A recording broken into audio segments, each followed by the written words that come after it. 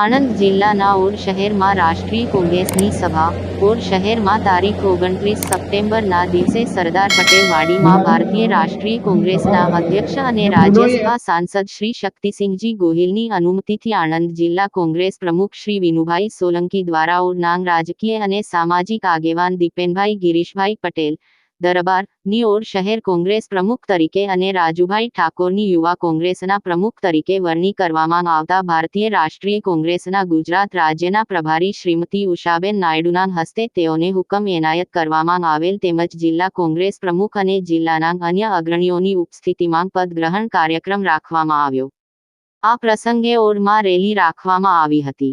બહુ સંખ્યામાં ઓડ શહેર તથા આજુબાજુના ગામના કોંગ્રેસ પક્ષના કાર્યકરો હાજર રહ્યા હતા. રિપોર્ટર ફારૂક ખત્રી, પાવી જેતપુર. આંધ્રપ્રદેશથી આપણી વચ્ચે અહીંયા ઉપસ્થિત થયા છે એવા આદરણીય બેન શ્રી ઉષાબેન નાયડુજી, આપણા આણંદ જિલ્લા કોંગ્રેસ સમિતિના પ્રમુખ માન્ય શ્રી વિનુભાઈ, આપણા બંને પ્રમુખ શ્રી ભાઈ શ્રી દીપેનભાઈ અને ભાઈ શ્રી રાજુભાઈને આપણે તાળીઓથી આપણે વધાવી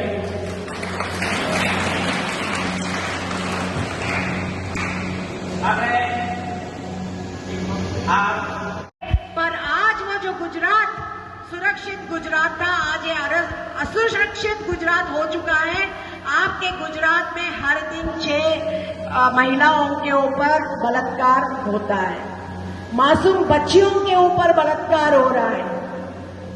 और अभी जो दाहोद में बेहूदी बात हुई है, हमारे सब बच्चियां स्कूल जाते हैं, हम भरोसा करते हैं शिक्षकों के ऊपर, पर ये जो भाजपा का जो प्रचारक, जो उस स्कूल का प्रिंसिपल था, उसने जो घिनौनी हरकत की, सारे शिक्षकों के ऊपर एक धप्पा लग गया है.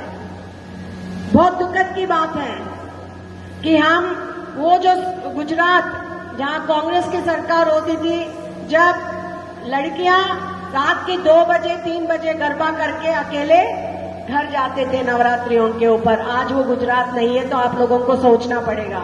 समितिना जे विनुभाई તેમજ ઉમરેઠ તાલુકાના માજી પ્રમુખ નગરપાલિકાની ચૂંટણી જે ડિસેમ્બરની આસપાસ આવી રહી છે, એના માર્ગદર્શન લીધે અહીંયા ઉપસ્થિત થયા છે. એ બદલ પ્રદેશ સમિતિ ખૂબ ખૂબ આભાર માનું છું અને અંતરે પધારેલી પ્રજાજનોનો પણ મહેમાનોનું સૂચન લેવા માટે જે શાંતિ ત્યાં સુધી અંદર